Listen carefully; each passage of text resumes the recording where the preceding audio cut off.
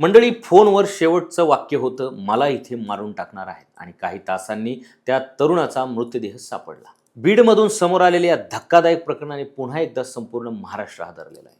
संतोष देशमुख हत्या प्रकरणानंतर चर्चेत आलेल्या बीडमध्ये आणखी एका तरुणाचा अमानुष छळ करून खून झाल्याचा आरोप समोर आलेला आहे. चेहऱ्यावर वार आहेत, पाठभर जखमा आहेत, हातपाय बांधून मारहाण झालेली आहे आणि शेवटी मृत्यू. नेमकं काय घडलं उमेश दळवीसोबत, पाहूया या प्रकरणाचा संपूर्ण घटनाक्रम. नमस्कार मंडळी, मी PK भांडवलकर आणि तुम्ही पाहत आहात सत्तामंच. बीड शहरात राहणारा उमेश दळवी हा तरुण एक दारूच्या दुकानावर मागील 2 वर्षापासून काम करत होता. गरीब कुटुंबातून आलेला उमेश मेहनत करून घर चालवत होता, पण काही दिवसांपासून त्याला दुकानातील लोकांकडून त्रास दिला जात असल्याची चर्चा होती. घटनेच्या दिवशी रात्री जवळपास 8 वाजण्याच्या सुमारास उमेशने आपल्या पत्नीला फोन केला. तो फोन आता या संपूर्ण प्रकरणातील सर्वात धक्कादायक भाग ठरत आहे. फोनवर उमेश म्हणाला, मला इथे मारहाण करणार आहेत, कदाचित मला मारून टाकतील. एका पत्नीच्या कानावर हे शब्द पडले, पण काही वेळातच तिचं आयुष्य उद्ध्वस्त होणार होतं.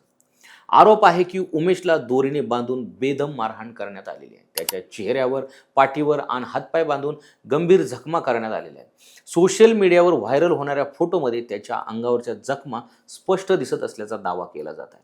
यानंतर रात्री 3 वाजता उमेशच्या पत्नीला पुन्हा फोन आला, पण यावेळी सांगण्यात आलं, तुझ्या नवऱ्याची तब्येत बिघडलेली आहे, त्याला दवाखान्यात आणलेलं आहे. मात्र जेव्हा ती दवाखान्यात पोहोचली तेव्हा तिचा नवरा जिवंत नव्हता. उमेशच्या पत्नीने प्रसारमाध्यमांशी बोलताना गंभीर आरोप केलेले आहेत. तिच्या म्हणण्यानुसार जर पैशाचा किंवा धंद्याचा काही वाद होता तर आम्ही पैसे परत केले असते, पण माझ्या नवऱ्याचा जीव का घेतला. तिने आणखी आरोप केला की आमचे पैसे घेतले, शेतजमिनीचे पैसे घेतले, माझी प्रॉपर्टीही घेतली. तसेच तिने लाला शेठ आणि सुनील शेठ अशा काही नावे घेत आरोपीवर कठोर कारवाईची मागणी केलेली आहे. सर्वात धक्कादायक म्हणजे उमेशच्या पत्नीचा आरोप आहे की ती याआधीही पोलीस स्टेशनमध्ये तक्रार देण्यासाठी गेली होती, मात्र तिची तक्रार नोंदवून घेतली गेलेली नाही. आता या प्रकरणी शिवाजीनगर पोलीस ठाण्यात गुन्हा दाखल करण्याची प्रक्रिया सुरू असल्याची माहिती समोर येत आहे. संतोष देशमुख हत्या प्रकरणानंतर आधीच बीडच्या कायदा सुव्यवस्थेवर प्रश्नचिन्ह निर्माण झालं होतं, आणि आता उमेश दळवी मृत्यू प्रकरणामुळे पुन्हा एकदा अनेक गंभीर आरोप आणि प्रश्न उपस्थित होत आहेत. एका सामान्य कामगाराला इतक्या अमानुषपणे मारलं गेलं का? त्याला आधीपासून धमक्या मिळत होत्या का? पोलिसांकडे तक्रार जाऊनही कारवाई झाली नाही का? आणि सर्वात मोठा प्रश्न, बीडमध्ये नेमकं चाललंय तरी काय?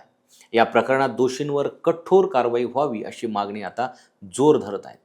तुम्हाला काय वाटतं? अशा घटनांना जबाबदार कोण? कमेंट करून तुमचं मत नक्की सांगा. आणि अशाच अपडेटसाठी सत्ता मंच चॅनलला सबस्क्राईब करा आणि इंस्टाग्राम पेजला फॉलो करायला विसरू नका.